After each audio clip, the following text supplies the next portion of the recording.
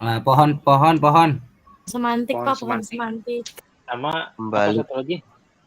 Pembalik. Strategi Ya, yang pembalikan. dibalik Pak, dibalik yang Apa jadi tuh? salah semua. Ya, apa namanya? Pembalik ya. Strategi Bener? pembalikan. Balik, Pak. Apa? Strategi pembalikan, Pak. Oke. Ya, jadi saya tuh pura-pura lupa. Ya, sengaja gitu ya. Ternyata bener kalian lupa tuh. Ya, tapi ada yang ingat, baguslah. Jadi ada 3 cara ya yang sudah kita pelajari: tabel kebenaran, pohon semantik, dan strategi pembalikan. Ya, silakan aja masing-masing dari 3 cara itu mana yang menurut kalian lebih mudah, gitu ya. Yang jelas harus menguasai semuanya, ya, karena nanti yang ditanya belum tentu pilih salah satu metode, ya. Bisa saja ditanya gunakan metode strategi pembalikan. Nah, sudah ditentukan misalnya, ya. Mudah-mudahan soal yang latihan yang kemarin itu ya ada berapa tuh sudah dicoba semuanya lah ya, supaya makin tahu, makin paham bagaimana cara menggunakan masing-masing dari metode itu. Nah, malam ini gitu ya kita akan mempelajari metode yang terakhir, yaitu menggunakan metode deduksi ya. Sesuai dengan namanya metode deduksi, jadi kita akan menggunakan aturan-aturan yang memang sudah terbukti bahwa argumen itu valid. Jadi kita harus mengenal terlebih dahulu argumen-argumen yang valid ya, dan kita akan gunakan argumen-argumen yang valid itu untuk membuktikan argumen yang ada, gitu ya. Ya, mungkin karena saya sebut beberapa gitu ya, misalnya modus tolen, modus ponen gitu ya, silogisme, simplifikasi dan lain sebagainya. Nah, malam ini kita akan belajar itu. Oke, tapi sebelum mengenal apa saja gitu ya, metode argumen-argumen yang sudah terbukti validitasnya, kita lihat dulu coba. Next. Pak. Next. Ini Pak. Nah, oke. Kita lihat dulu struktur suatu argumen itu kira-kira begini ya. Jadi setiap ada argumen itu biasanya terdiri dari 2 hal ya. Satu yang disebut dengan premis ya, yang kedua yang disebut dengan konklusi. Oke, sebentar. Ini yang punya akun siapa nih? Kalau bisa direkam ini. Siapa? Ini sebagai bukti nanti ya, sebagai bukti bahwa ada proses pembelajaran. Kalau nggak direkam di screenshot. Yang nggak tahu nih, yang bikin akun kali ya. Yang bisa ngerekam siapa yang bisa ngerekam? Saya bisa ngerekamnya tapi nggak ada suaranya, nggak apa-apa Pak? Hasil videonya. Oh gitu, nggak ada ya? Ntar hasil videonya nggak ada suaranya. Oh gitu, ya udah nggak apa-apa. Atau beberapa set di screenshot gitu ya. Nanti minta tolong disimpan dulu bahwa ada pertemuan pembelajaran secara online gitu ya. Secara sinkronus ya istilahnya tuh. Di hari ini, di malam ini. Oke, kembali lagi ke sini. Jadi ada 2 sekali lagi ya. Setiap argumen itu selalu terdiri dari 2 hal. Satu premis, yang kedua konklusi. Nah, premis-premis ini nanti bisa banyak gitu ya. Makanya saya tulis di sini P1, P2, P3 titik-titik. Artinya premis-premis yang ada itu tidak bisa jadi tidak hanya 2, 3, bisa lebih dari itu ya. Nah, tetapi pada akhirnya itu akan menuju pada sebuah konklusi. Ya, ini yang setelah garis ini ada titik 3. Ini menandakan konklusi daripada argumen ini gitu ya. Saya simbolkan dengan Q. Ya, jadi premis-premisnya dengan P, P1, P2, P3, dan seterusnya, kemudian konklusinya dengan Q. Nah, coba berikutnya. Nah, ini ya. Dari premis-premis yang ada itu, ya, kemudian sampai ke konklusi, itu kita harus buat semacam formulanya dulu. Ya, karena kalau kita nggak tahu formulanya, kita tidak tahu bentuk simboliknya, kita akan kesulitan membuktikannya.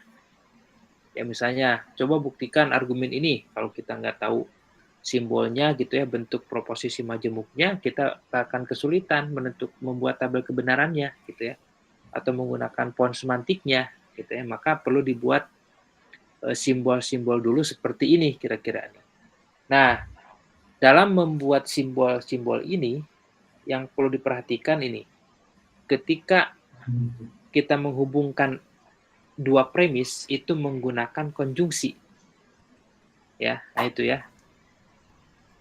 Jadi penghubung antar premis itu menggunakan konjungsi, kemudian ketika menuju konklusi menggunakan implikasi. Nah itu kata kunci.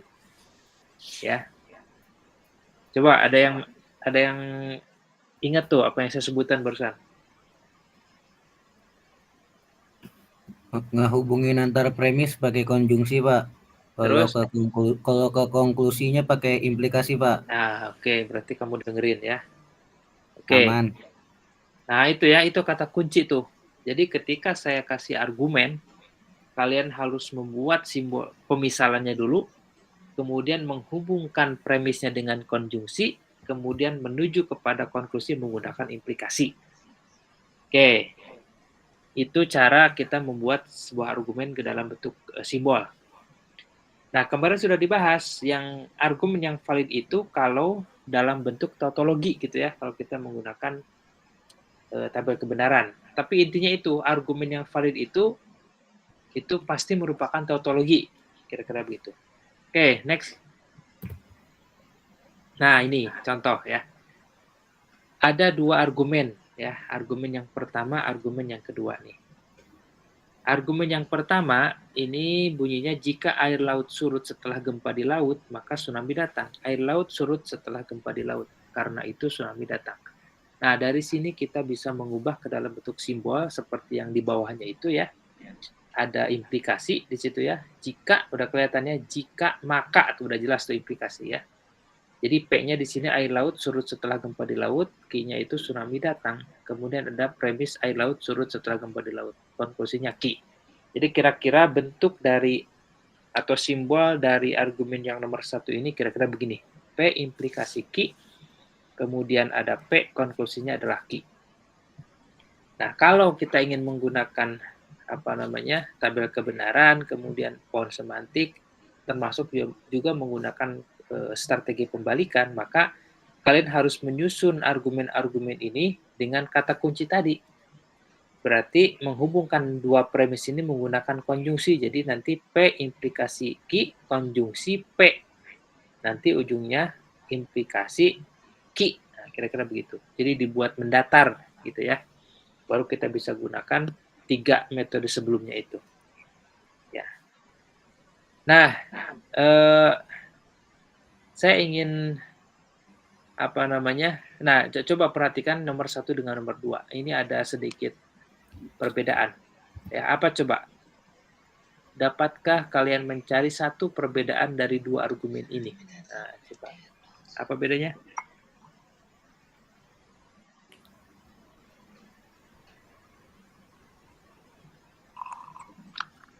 Halo?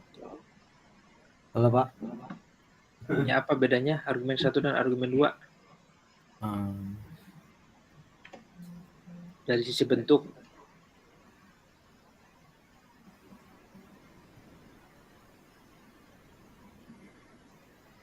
Beda di konklusinya, Pak. Konklusinya beda. Yang satu konklusinya Q ya, yang 2 iya. Konklusi Dari P. premis pertamanya, iya.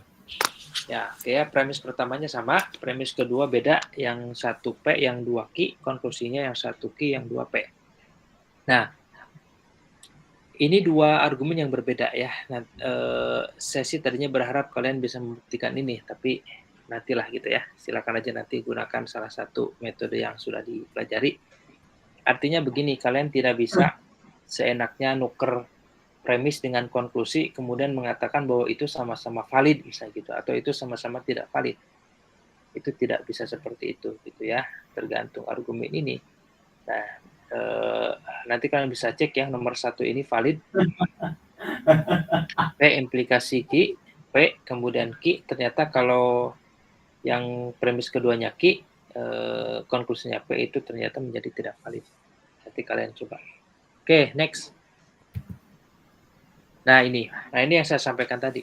Ini beberapa argumen yang sudah terbukti kebenarannya. Ya, sudah terbukti kebenarannya. Ada simplifikasi. P konjungsi Ki, kesimpulannya P. Jadi kalau ada P konjungsi Ki, itu kalian bisa menyimpulkan P atau bisa menyimpulkan Ki saja. Emang nyalain dari tadi. Ya, itu simplifikasi.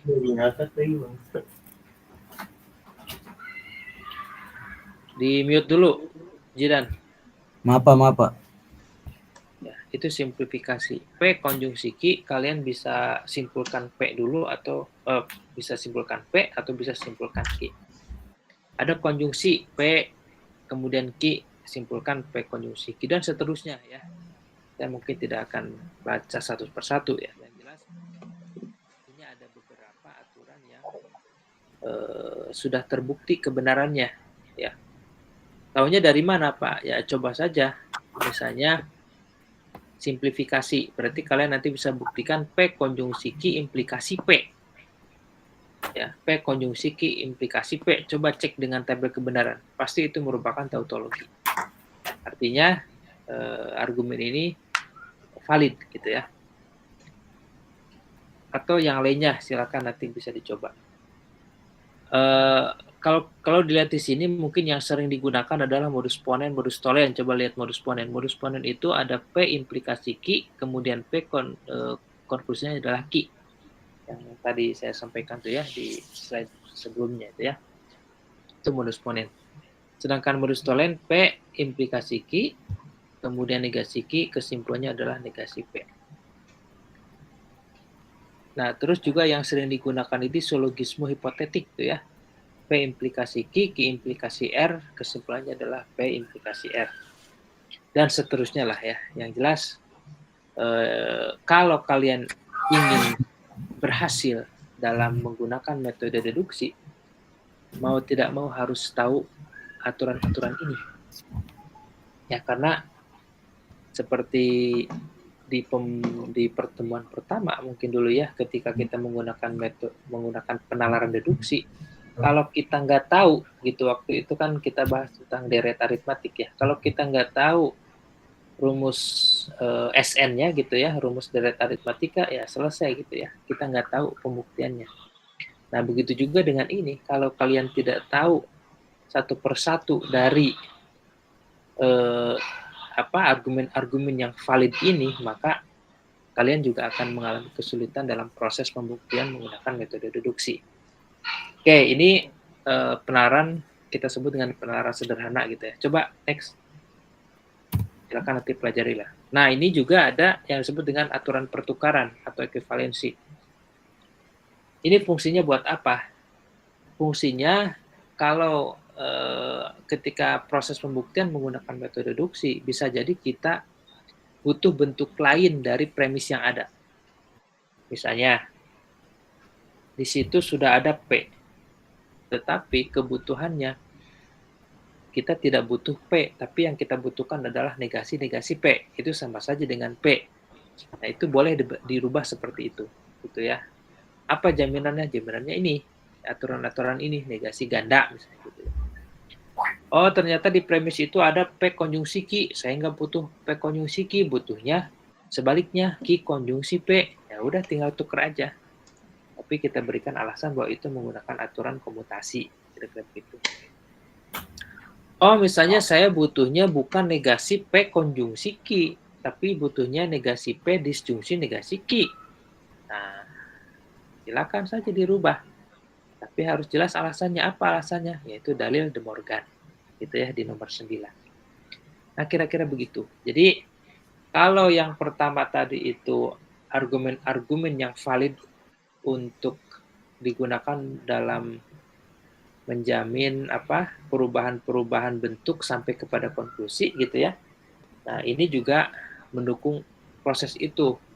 Ya, bisa jadi kita butuh bentuk lain dari premis yang ada gitu ya, sehingga memperlancar proses pembuktian.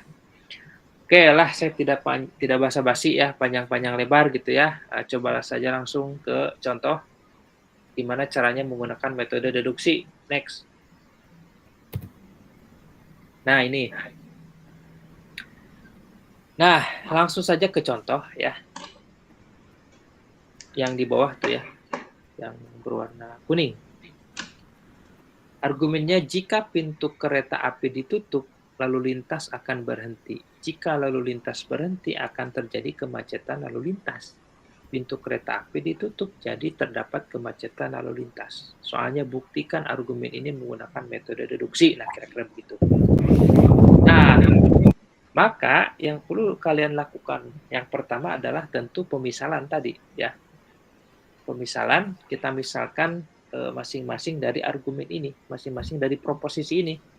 Nah, maka di sini perlu kecermatan kalian dalam membuat pemisalan, karena kalau salah pemisalan ya salah nanti proses pembuktiannya. Yang jelas proposisi itu jangan sampai mengandung dari dua itu ya, dua kalimat ya. Itu hanya, jadi misalnya kalau di situ ada dan gitu, atau itu berarti sudah beda proposisi gitu ya. Nah, dari argumen yang ada ini kita bisa misalkan P-nya itu adalah pintu kereta api ditutup ya, itu sesuai dengan pernyataan yang pertama tuh ya. Kemudian yang keduanya Ki lalu lintas akan berhenti. Kemudian ada lagi pernyataan lain yang berbeda dari dua yang tadi, yaitu terjadi kemacetan lalu lintas. Nah, jadi kalau kita identifikasi dari argumen ini, itu ternyata hanya ada 3 proposisi ya. Yang pertama pintu kereta api ditutup, lalu lintas akan berhenti. Yang ketiga terjadi kemacetan lalu lintas. Nah, itu harus pastikan kalian tidak ada kesalahan di situ. Ya, kita misalkan PQR. Nah, setelah itu gimana? Setelah itu baru kita susun. Ya, kita susun menjadi seperti struktur yang saya sampaikan tadi di awal itu, ada P1, P2, P3, dan seterusnya sampai di ujungnya ada konklusi. Maka di sini di nomor 1 adalah P implikasi Q. Dari mana? Karena pernyataan pertama bilang jika pintu kereta api ditutup, lalu lintas akan berhenti. Nah, itu kita bisa buat dalam bentuk P implikasi Q. Ya. Yang kedua, jika lalu lintas berhenti akan terjadi kemacetan lalu lintas. Yang kedua berarti Q implikasi R. Yang ketiga ada pernyataan pintu kereta api ditutup berarti P. Nah, yang terakhir jadi terdapat kemacetan lalu lintas. Nah, untuk menuliskan konklusi itu kita taruh di premis terakhir di sebelah kanan dengan simbol titik 3 seperti ini, titik 3 R. Ya, titik 3 R. Jadi bentuk awal dari argumen ini adalah dari nomor 1 sampai 3, kemudian di nomor 3 di sebelah kanan dikasih konklusi yaitu R. Itu bentuk aslinya dari soal. Nah, sedangkan 4 dan 5 ke bawahnya ini adalah proses pembuktian menggunakan metode deduksi. Gitu ya. Ini kalau saya jelasin tidak paham, langsung aja tanya ya. Oke, supaya nanti nggak lupa ya, kelewat kejauhan. Oke, sekali lagi, jadi bentuk asli dari soal ini adalah dari nomor 1 sampai 3, kemudian di nomor 3 di sebelah kanan titik 3 ini merupakan. Nah, jadi kalau kalian menggunakan metode deduksi bentuknya seperti ini, selalu seperti ini. Apakah selalu ada 3, Pak? Ya tidak, tergantung argumennya, bisa jadi 5, bisa jadi 10 gitu ya. Tapi konklusi selalu ada 1 gitu ya, seperti ini. Ya, nanti ditaruh di premis terakhir dari argumen tersebut. Paham sampai di sini nih? Paham.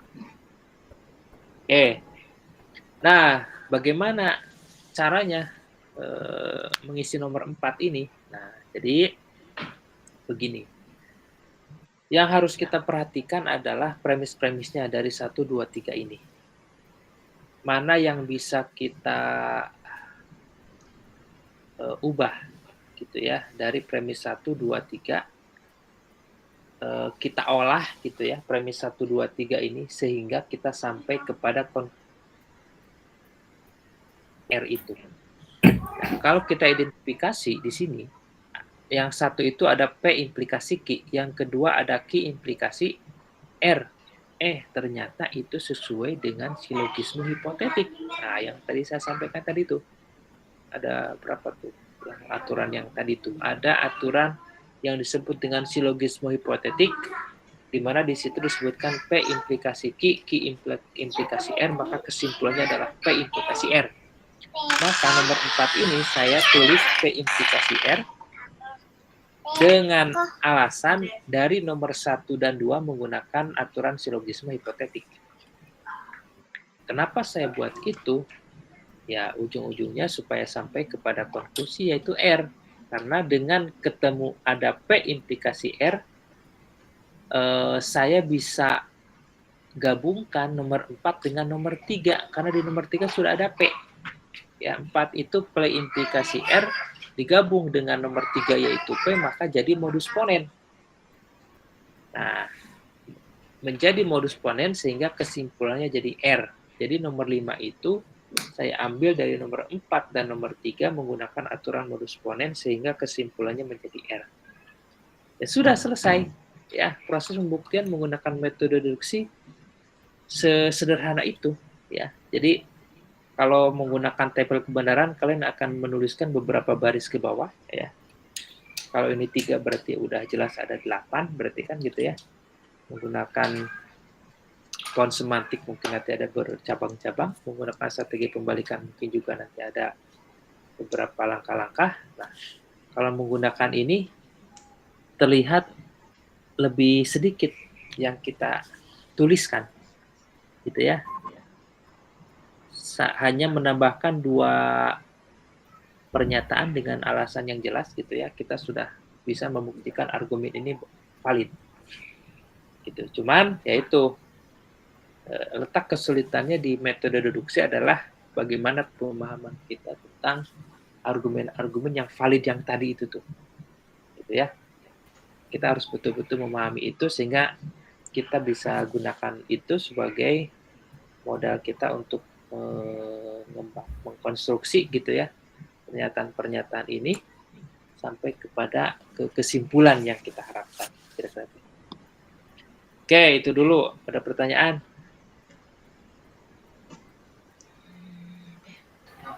Maaf Pak, saya mau nanya. Yang 1 sama 2 saya masih belum paham.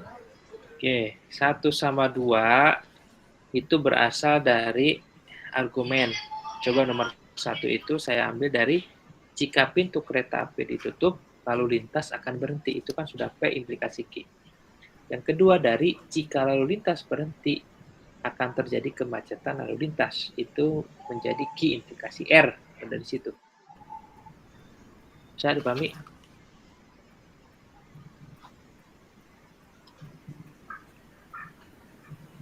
Gimana? Gina?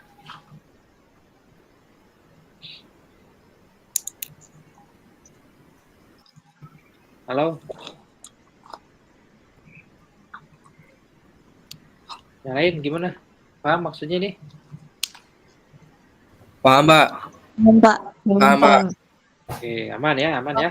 Aman, Pak. Oke. Coba next. Paham, Pak. Coba next. Next Jidan. me. Nah, nih. Saya berikan contoh yang kedua. Mungkin yang lebih banyak lah variabelnya ya, proposisinya. Yang nomor 2 ini bunyi argumennya seperti ini. Kalau turun hujan dan angin kencang, maka terjadilah banjir. Kalau terjadi banjir, rakyat menderita. Anginnya kencang, akan tetapi rakyat tidak menderita. Jadi tidak turun hujan. Nah ini. Biasanya kesulitannya itu mahasiswa adalah bagaimana mengubah argumen ini ke dalam bentuk simbolnya itu. Sampai kepada menuliskan premis-premisnya dan konklusinya. Maka perlu kecermatan di sini. Ya, karena itu menentukan keberhasilan kita dalam melakukan pembuktian. Ya. Nah, coba kita lihat dari argumen ini. Kalau turun hujan, nah jelas tuh. Ya, kalau turun hujan. Itu sudah kelihatan tuh tanda-tanda implikasi itu ya. Itu tanda-tanda implikasi. Kalau turun hujan dan angin kencang, nah itu tadi. Di situ ada kata dan ya yang menghubungkan dua kalimat. Oleh karena itu kita bisa misalkan ada satu proposisi turun hujan, kemudian ada proposisi angin kencang. Ya, saya ganti H lah gitu ya, biar nggak bosen PG terus ya. H hujan turun atau turun hujan. Kemudian angin kencang saya simbolkan A, angin kencang. Kemudian di situ kalimatnya maka terjadilah banjir. Nah, berarti itu terjadi banjir itu ada proposisi berikutnya. Saya sebut dengan B, banjir gitu ya. Terjadi banjir. Nah, kalimat berikutnya kalau terjadi banjir tadi sudah mewakili rakyat menderita. Nah, itu kalimat baru tuh, rakyat menderita. Oke, saya simbolkan dengan R. Berikutnya angin kencang sudah ada, rakyat menderita sudah ada, turun hujan sudah ada. Nah, jadi sudah kedeteksi. Dari argumen ini itu hanya ada 4 proposisi ya. Hujan turun, angin kencang, terjadi banjir, sama rakyat menderita. Nah itu, ya itu dulu. Harus dipastikan tidak terjadi kesalahan dalam pemisalan. Nah setelah itu baru kita ubah ya. Setelah kita misalkan baru kita susun argumen ini ke dalam bentuk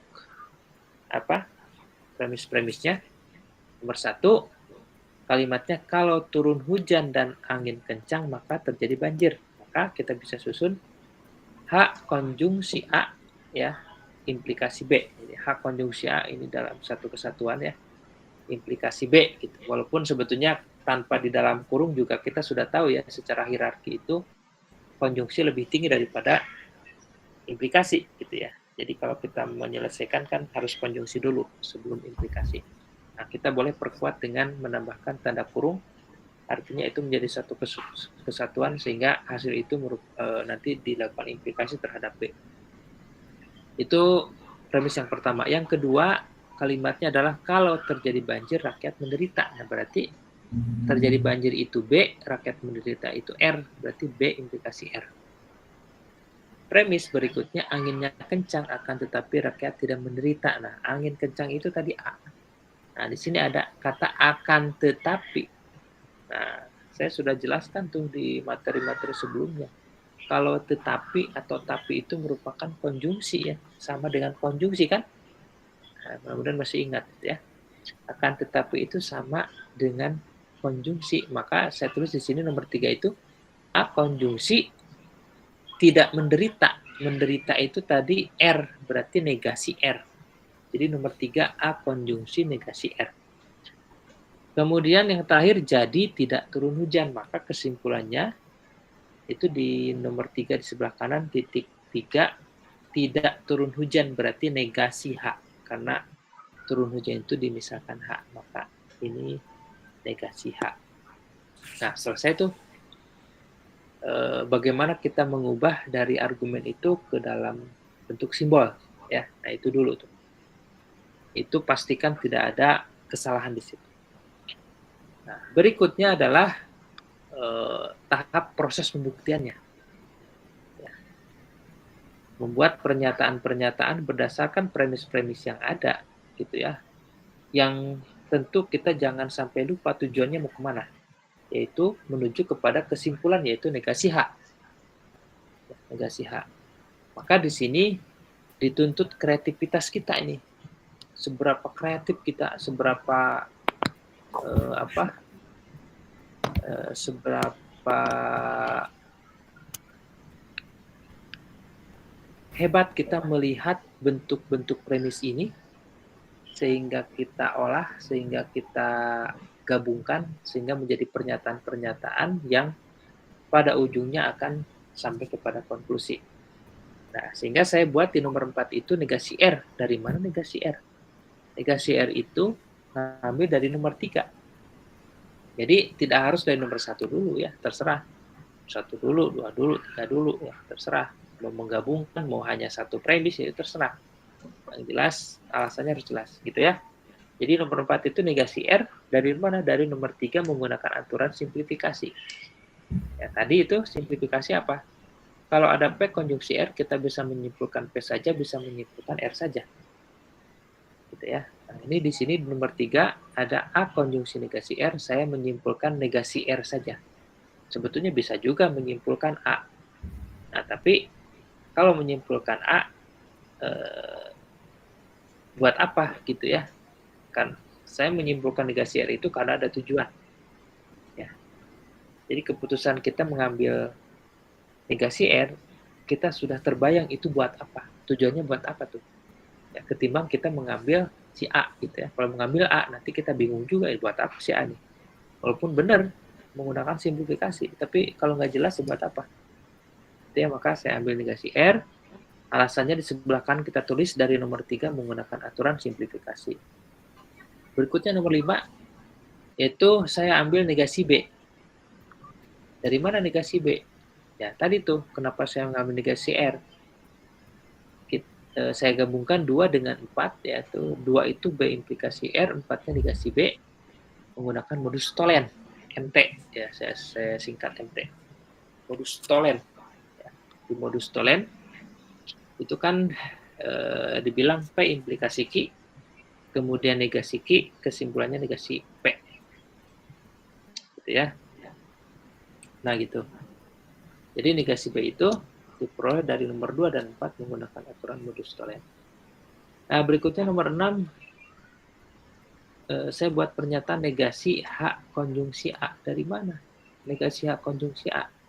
Saya ambil dari nomor 1 dan nomor 5. Jadi nomor 1 itu kan H konjungsi A implikasi B. Kemudian nomor 5-nya negasi B.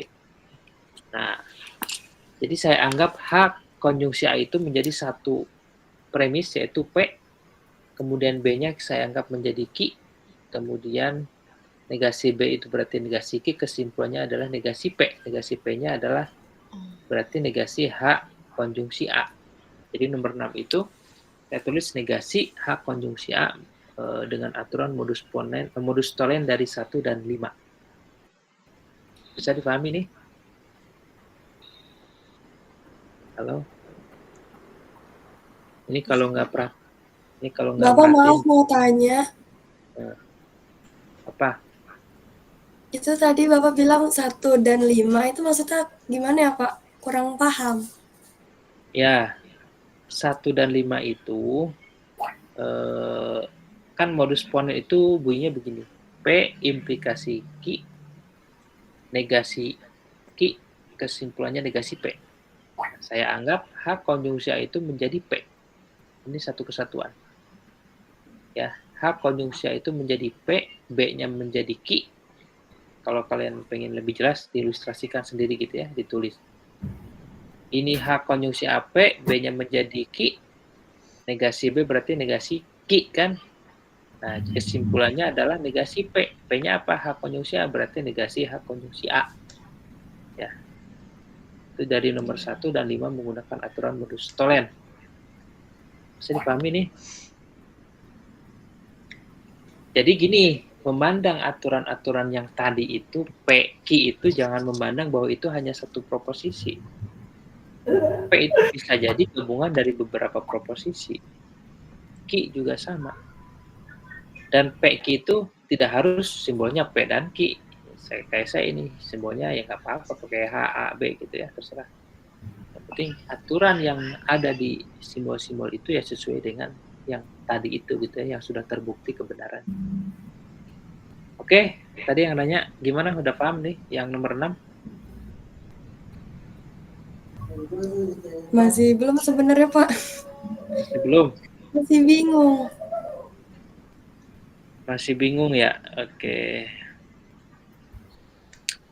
Ini modus Tholen itu apa? Modus Tholen. P implikasi Q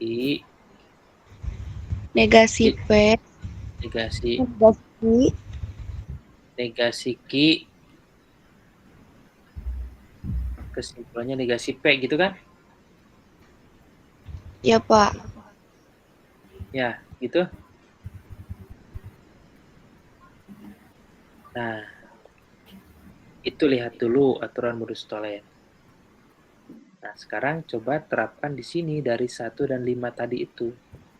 Nomor 1 itu kan di sini ada H konjungsi A, kita anggap ini P. B-nya kita anggap ini Q. Ya, berarti kan P implikasi Q. Nah, premis kedua di modus tolen tadi adalah negasi Q. Nah, ini di sini nomor 5 itu negasi B.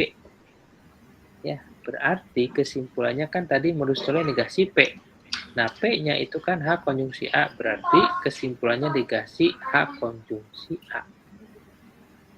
Jadi negasi H konjungsi A itu diperoleh dari 1 dan 5 menggunakan aturan modus tolen. Oke, mudah-mudahan jelas tuh. Gimana? Jelas Pak, jelas. Oke. Yang lain? Aman? Aman, Pak. Oke, berikutnya Insya Allah, nomor 7. Pak. Oke. Nomor 7. Nah, lihat ya, di nomor 6 ini kan bentuknya ada negasi di luar tanda kurung ya. Sedangkan kita jangan lupa tujuan kita mau kemana ya. Benar lagi. Kalau tujuan kita lupa itu nggak jelas gitu arah. Tujuan kita adalah sampai kepada negasi H ya. Nah, di sini di nomor 6 itu ada tanda-tanda kita mau sampai ke tujuan. Di situ ada negasi, di situ ada H. Ya, kita inginnya negasi H. Maka kita bisa ubah bentuk nomor 6 ini menjadi seperti ini. Seperti nomor 7. Negasi H, disjungsi negasi A. Kenapa bisa begitu? Nah, tadi tuh kan saya bilang ada aturan pertukaran atau ekuivalensi. Di situ dikatakan kalau negasi P konjungsi Q itu bisa diubah bentuknya atau ekuivalen dengan negasi P disjungsi negasi Q. Apa nama aturannya? Yaitu dalil De Morgan, DM. Saya singkat DM. Jadi nomor 7 ini merupakan bentuk ekuivalen dari nomor 6. Ya, yang awalnya negasi H konjungsi A menjadi negasi H disjungsi negasi A. Kira-kira begitu. Paham nih? Paham, Pak. Nah, nomor 8, karena yang kita butuhkan adalah negasi H saja, gimana caranya menghilangkan negasi A? Begitu. Atau disjungsi negasi A, gimana caranya menghilangkan? Nah, maka saya tulis nomor 8 itu A. Ya. Ngambil dari mana? Dari nomor 3 tuh. Menggunakan aturan simplifikasi. Kan tadi saya bilang nomor 3 itu bisa saya simpulkan A saja atau bisa saya simpulkan negasi R saja. Nah, di sini baru saya butuh yang A-nya. Kalau tadi di nomor 4 butuhnya yang negasi R. Ya, jadi nomor 8 saya ambil kesimpulan A. Dengan tujuannya adalah nanti menggabungkan 7 dengan 8. Maka di pernyataan nomor 9 yang terakhir ini saya bisa simpulkan negasi H sama dengan kesimpulan yang kita tuju tadi. Dari mana? Itu alasannya, yaitu dari nomor 7 dan 8 menggunakan aturan silogisme disjungtif. Coba dicek.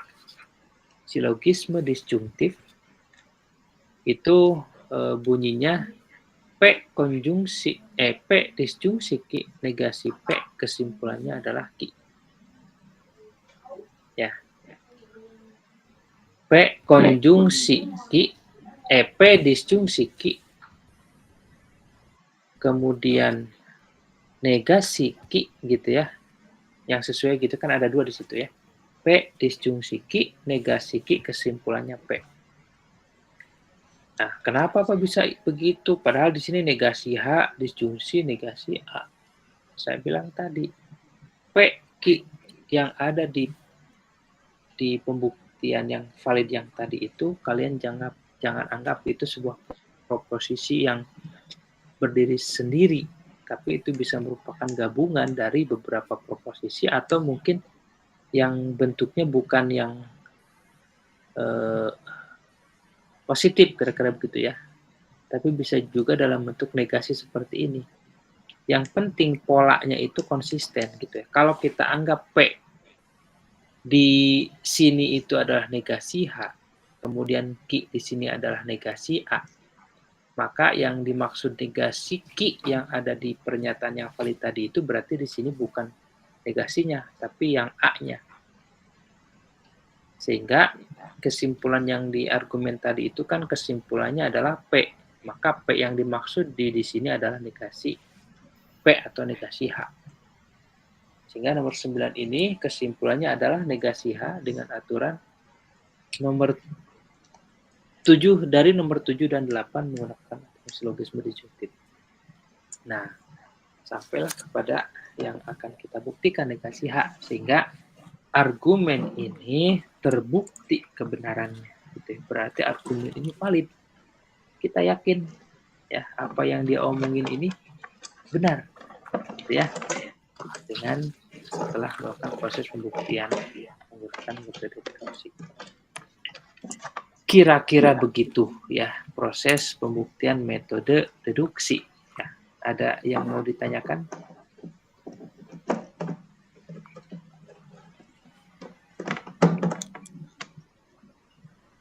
Atau sudah jelas?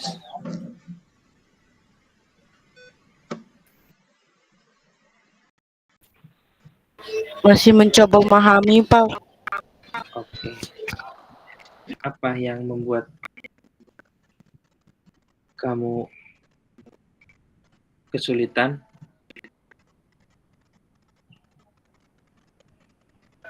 Semuanya, Pak, nggak paham. Semuanya nggak paham. Masa semuanya? Coba. Masih mencoba untuk paham, Pak, dikit-dikit, Pak. Oke. Ya, tapi apakah tergambar gitu secara proses pembuktiannya kira-kira bagaimana?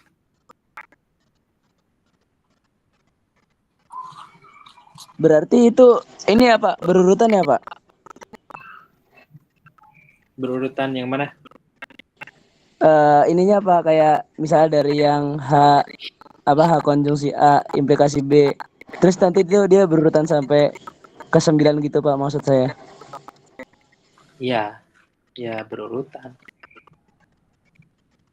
Ya berurutan gitu ya. Yang jelas bentuk awalnya itu dari 1, 2, 3 ditambah konklusi di sebelah kanan. Itu bentuk awalnya dari argumen. Tapi nomor 4 sampai 9 itu kan hasil pemikiran kita. Ya, hasil pemikiran kita sehingga proses itu akhirnya kita menyimpulkan negasi H. Nah, karena ini bersifat terbuka, bisa jadi masing-masing mahasiswa ini, masing-masing orang lah gitu ya, itu memiliki cara yang berbeda. Yang bisa jadi nomor 4 itu ada yang tidak menggunakan simplifikasi dulu, misalnya modus tolen dulu lah, modus ponen dulu ya, tidak ada masalah. Ya, yang penting sesuai dengan aturan yang ada, tidak menyalahi aturan. Selama pernyataan itu jelas dan alasannya jelas, nggak masalah. Ya, sehingga di sini itu bisa jadi cara yang dilakukan itu tidak sama, nggak masalah, gitu ya. Penting sekali lagi pernyataannya jelas, alasannya jelas, dan pada akhirnya adalah sampai kepada konklusi gitu yang diharapkan. Oke, itu.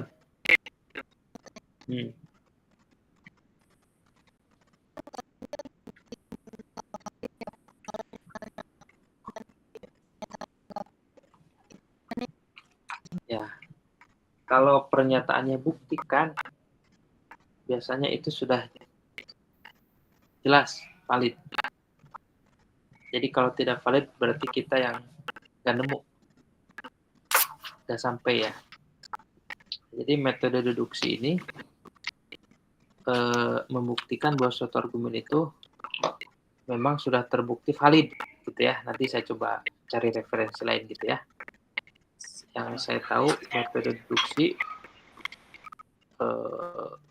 digunakan untuk membuktikan bahwa argumen itu memang valid. Jadi kalau nanti soal buktikan, udah pasti valid tuh. Jangan sampai nanti ketemu, wah ini nggak valid nih, nah, gitu ya. Oke, tapi nanti saya coba cari referensi lain gitu ya. Apakah ya kalian juga sama mungkin ya. Nanti coba apakah dengan metode deduksi gitu ya kita bisa pada saat seperti apa gitu ya penggunaan metode deduksi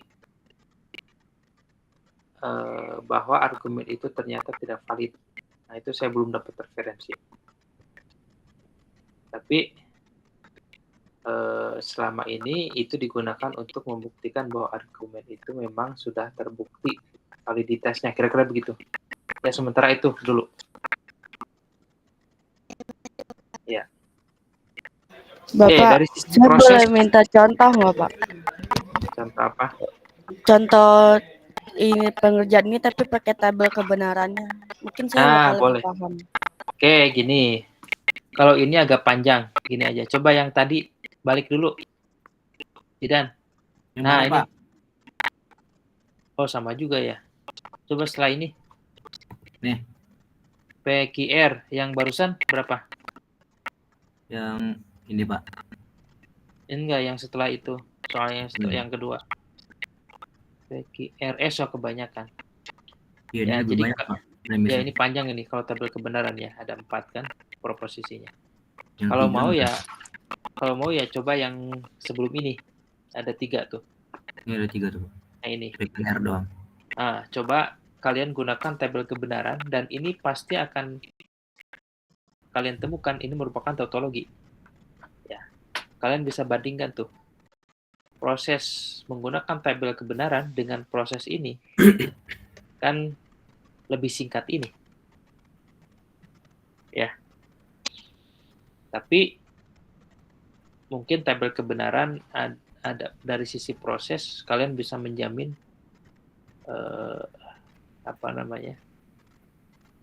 lebih menjanjikan hasilnya kalau tabel kebenaran. Kalau menggunakan ini walaupun mungkin hanya 2 pernyataan tambahan, bisa jadi nggak ketemu juga gitu ya. Bingung. 1, 2, 3 diapain gitu ya. Betul, Pak. Nah, itu. Saya merasakan apa yang kamu rasakan itu. Ya, memang kelemahan dari metode deduksi ya ini.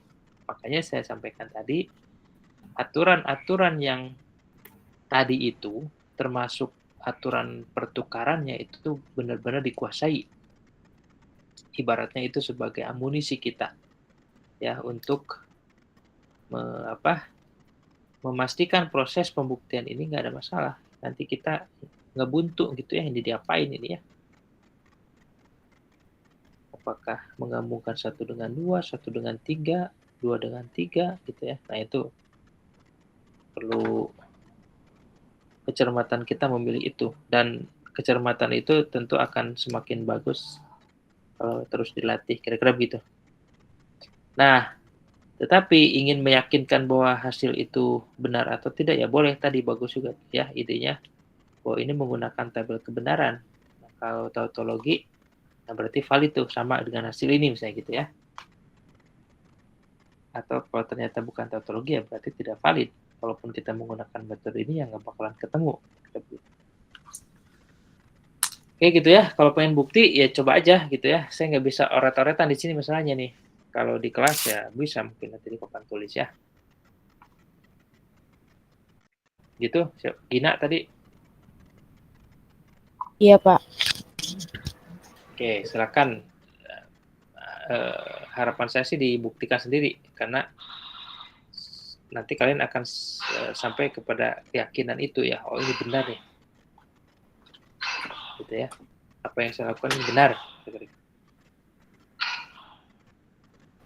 Pak, kalau cara pengerjaan saya pakai metode tabel kebenaran dulu baru pindah ke metode ini boleh nggak, Pak? Boleh, terserah ya. Supaya kalian yakin ya boleh. Tapi kalau dalam ujian ya pertimbangkan waktu gitu ya. Misalnya saya mintanya metode deduksi, kamu pakai tabel kebenaran ya nggak sesuai ya apa yang saya minta. Itu pertimbangkan. Tapi sebagai alat untuk meyakinkan jawaban ya boleh silakan. Oke gitu ya. Ada lagi?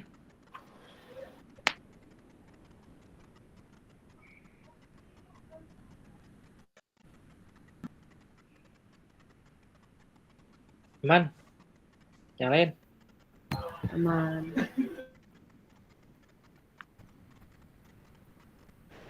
Coba yang lain yang nanya itu juga nih. Aman. Julia dari kelas apa? B. Gina kelas apa? C. C. Jidan kelas apa? Saya Pak. Kelas C Pak. Kelas C. Kelas A mana kelas A? Turu. Hah? Ada Jaki. Pak. Jaki mana Jaki? Robi kelas apa kamu? Iya Robi. Aduh sorry Pak. Lupa. Saya kelas A, Pak. Ada pertanyaan? Aman, Pak. Saat ini masih paham. Oke. Ya. Oke. Pak, izin bertanya, Pak. Kamu dari kelas apa? Kelas A, Pak. Iya, sesuai nama A. Anak. Iya, betul. Izin bertanya, Pak. Berarti kalau semisalkan metode deduksi ini nih nggak apa ya? Nggak cukup satu apa namanya tuh? Kayak misalnya implikasi aja gitu, Pak. Sesuai dari premisnya gitu, Pak ya.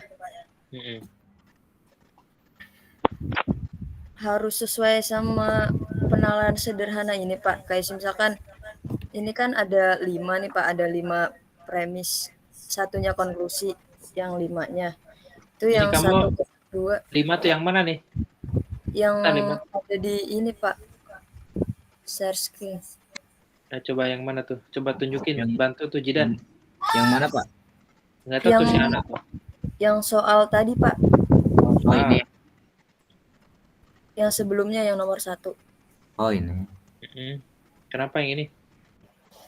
Untuk menentukan silogisme hipotetik itu dilihat dari apanya, Pak? Dilihat dari bentuk premis-premisnya. Karena nomor 1 itu P implikasi Q, nomor 2 Q implikasi R, maka kita simpulkan P implikasi R. Nah, coba cek di silogisme hipotetik. Kan gitu bentuknya ya. Ya kan, sesuai kan? Berarti nggak cukup satu bentuk gitu, Pak ya? Nah, tergantung. Kayak tadi di soal berikutnya itu saya ngambil dari satu bentuk yang simplifikasi. P konjungsi Q itu saya bisa simpulkan P saja atau Q saja. Itu kan hanya dari satu bentuk. Ya. Jadi satu bentuk atau 2 bentuk atau bahkan 3 bentuk itu tergantung penalaran sederhananya di situ tuh. Gimana? Iya, Pak. Penalaran sederhana. Oke. Terima kasih, Pak. Iya. Ada lagi?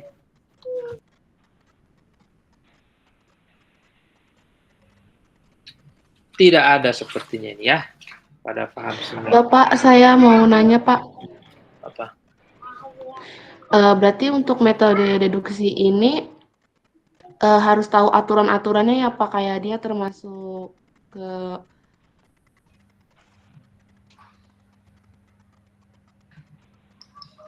misalkan kayak masuk ke simplifikasi atau modus tolen dan sebagainya ya, Pak? Iya, betul. Betul sekali ya. Jadi kita harus tahu aturan-aturan. Makanya kalau nggak tahu aturan ya nggak tahu cara pembuktiannya. Ya, saya pastikan tuh kalau pas ditanya soal menggunakan metode deduksi, Kalau kebingungan berarti nggak tahu aturan-aturan yang tadi itu tuh. Maka kuncinya itu di situ.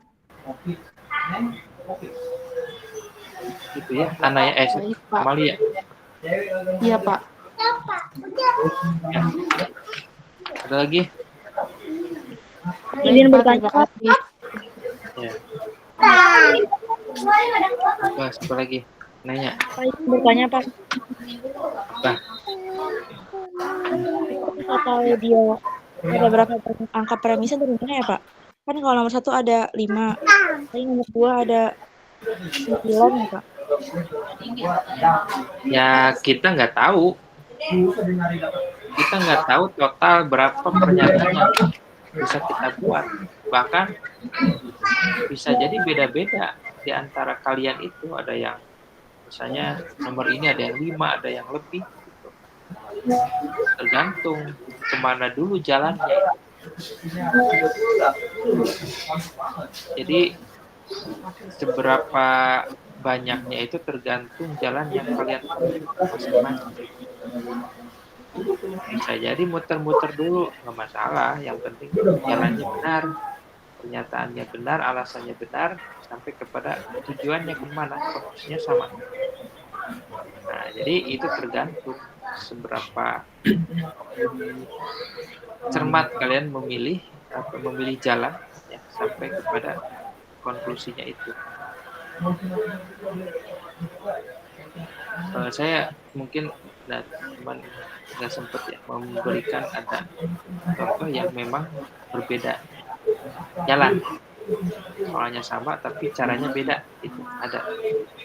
Cuman saya belum sempat nulis begini ya, jadi agak sulit.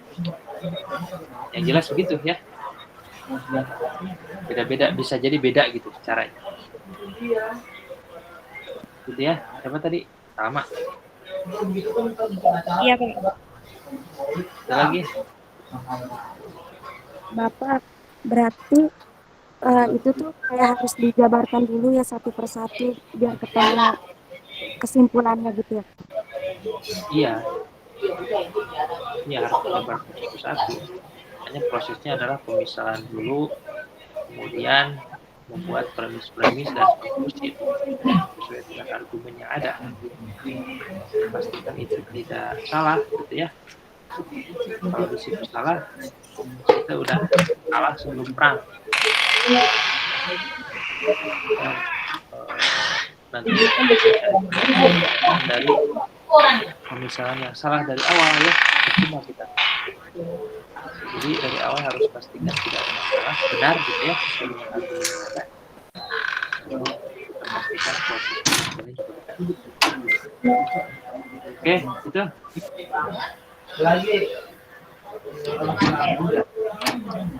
Cukup. Coba Jidan, next. Coba. Lagi Pak. Lagi.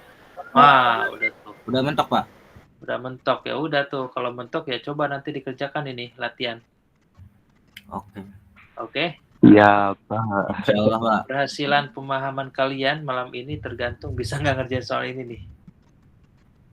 Ya. Semangat semuanya. Lah, kalau bingung sendiri diskusi sama temen tuh, ya. Jadi jangan nongkrong ngopi-ngopi nggak jelas, kerjain tugas ini. Pak, teman saya nggak ada yang paham Pak, gimana Pak? Siapa yang nggak paham? Pak, masih boleh nanya nggak Pak? Kalau temen nggak paham, kamu harus paham. Saya juga nggak paham. Terus saya nanya siapa Pak? Zaidan aja nggak paham Pak, Zaidan. Zaidan tuh paham banget ya. Amin. Amin dah Pak, amin Pak. Oh, paham Pak. Ya udah Pak, saya tanya Zaidan aja deh Pak. Tanya Zaidan. Amin aja. Pak, amin. Dia yang punya file ini kan? Ya Pak. Misi Pak, masih boleh nanya enggak? Boleh. Jadi kalau mau ditentuin pakai tabel kebenaran ya Pak, dari hasil yang tadi nih, yang sudah kita cari, itu penulisan simbol ke sampingnya gimana Pak hasilnya? Dilihat dari yang mananya tuh? Nah, coba ada yang bisa jawab nggak pertanyaan ini?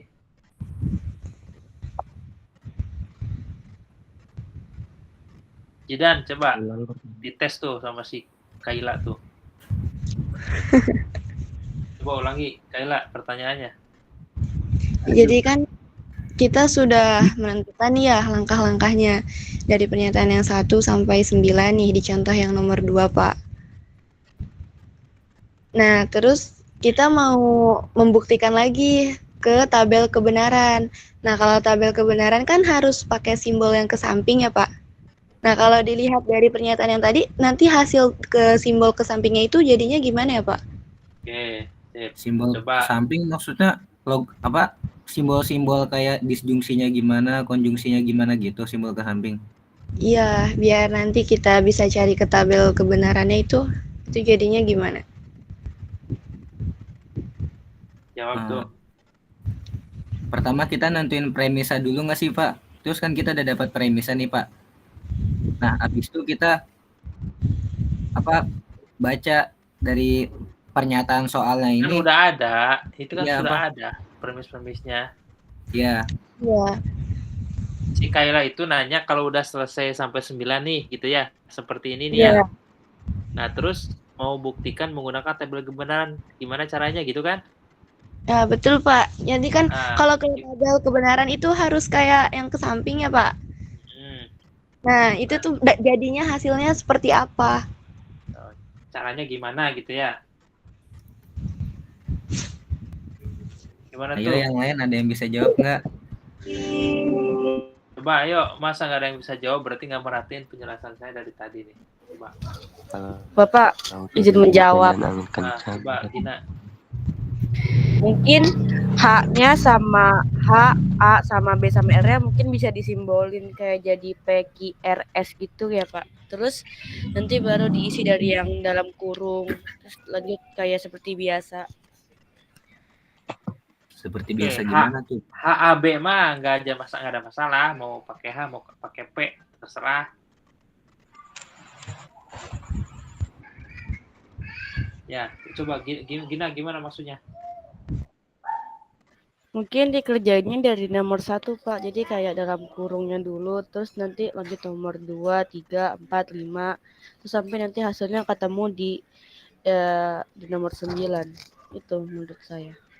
Oke, coba yang lain. Jawabannya gimana?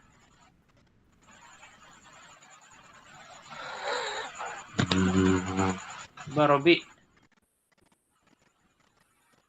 Ini lagi nulis, Pak. Lagi sedang memikirkan.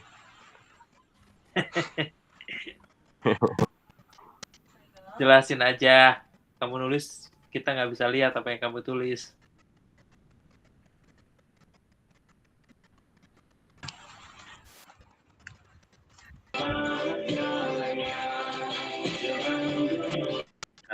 Rajwa, jelasin tuh. Fatih, Pak. Ya, Fatih. Kurang paham, Pak. Jawab ini. Oh. Pak, izin menjawab. Coba, Rajwa. Mungkin untuk premis 1, 2, dan 3 itu dihubungkan dengan tanda konjungsi, lalu dilanjutkan dengan implikasi negasi H. Terus? Itu untuk tabel kebenaran ya, Pak. Habis itu baru diproses menggunakan kayak konjungsi itu gimana, disjungsi seperti apa, dan indikasi seperti apa. Nah, itu betul tuh, berarti merhatiin penjelasan saya tuh. Itu jawabannya, Kaila. Tuh, Najwa tuh. Betul jawabannya begitu ya. Nah, jadi kan saya udah jelasin tuh. Antar premis itu dihubungkan oleh konjungsi, kemudian menuju konklusi menggunakan implikasi. Jadi susunlah secara mendatar premis-premis yang ada ini, sehingga nanti mudah dibuat tabel kebenaran, gitu ya. Nah, itu caranya. Itu Kaila, paham maksudnya? Paham, Pak. Terima kasih.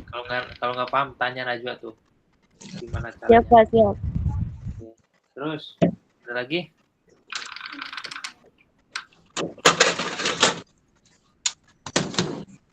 Angkat tangan Siti Salwa, mau ngapain?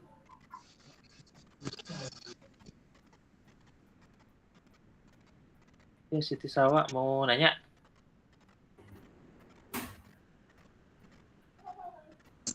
Enggak, Bapak, maaf kepencet.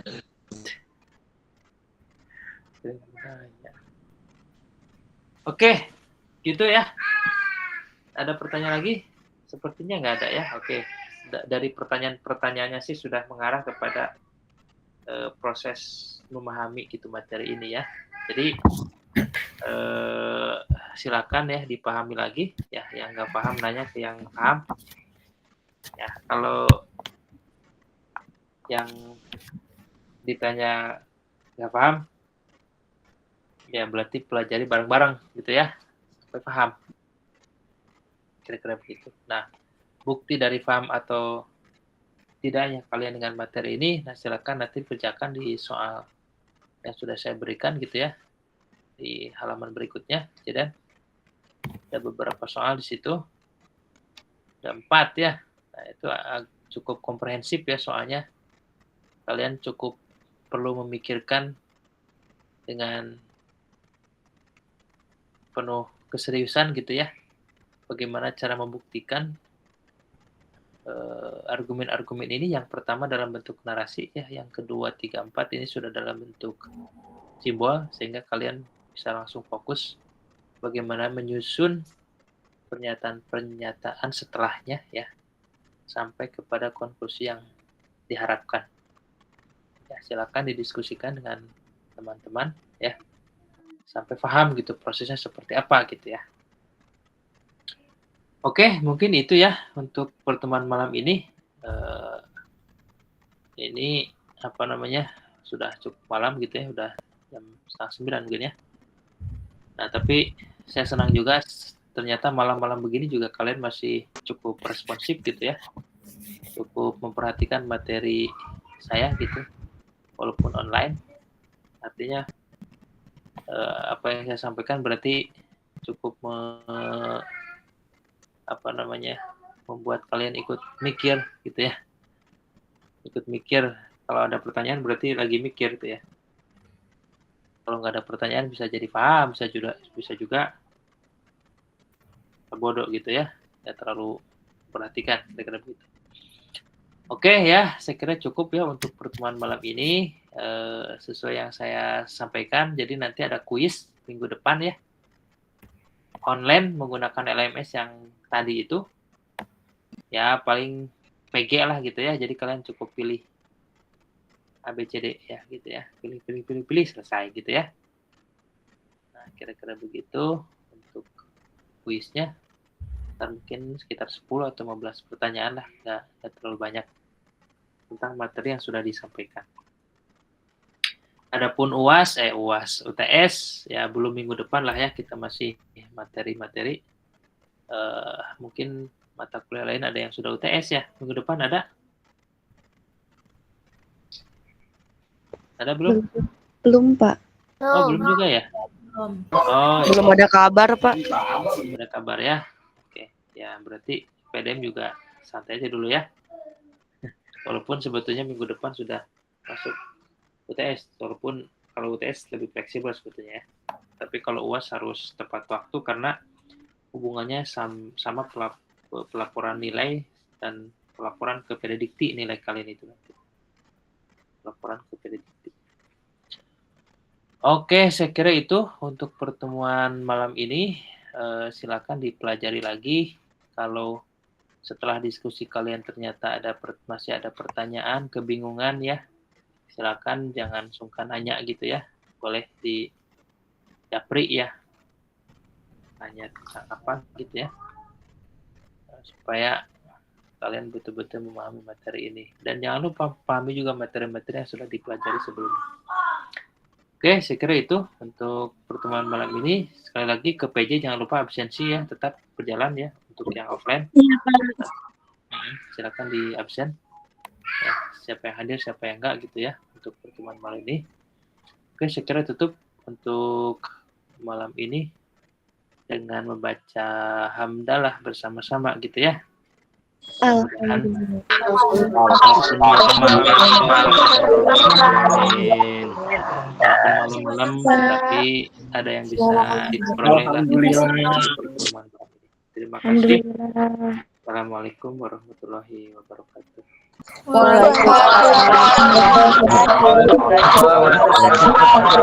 Banyak Pak. Terima kasih Bapak. Terima kasih Bapak atas Kami dapat makasih Pak.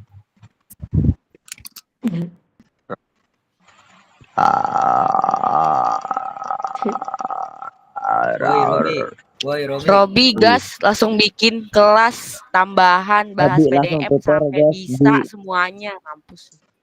Sampai bawah Bi. Yang tadi ngomong paham siapa? Robi Zakir tuh yang Hazmi, bilang paham. Robi Zakir Robi pokoknya bikin kelas. Hazmi kayaknya sebenarnya paham tau. Amin ya Allah. Ini nggak ada dokumentasi.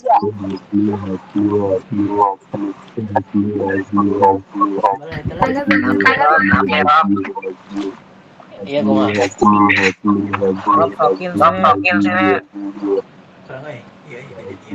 Bang, coba kerjain contoh 01. Bantu ambil. Sumpah berantakan banget. Buka soal. Lihat. Karena prefer iya. Masuk ya Sarah. Ide. Hazmi next. Orang kan? Ngapain nonton?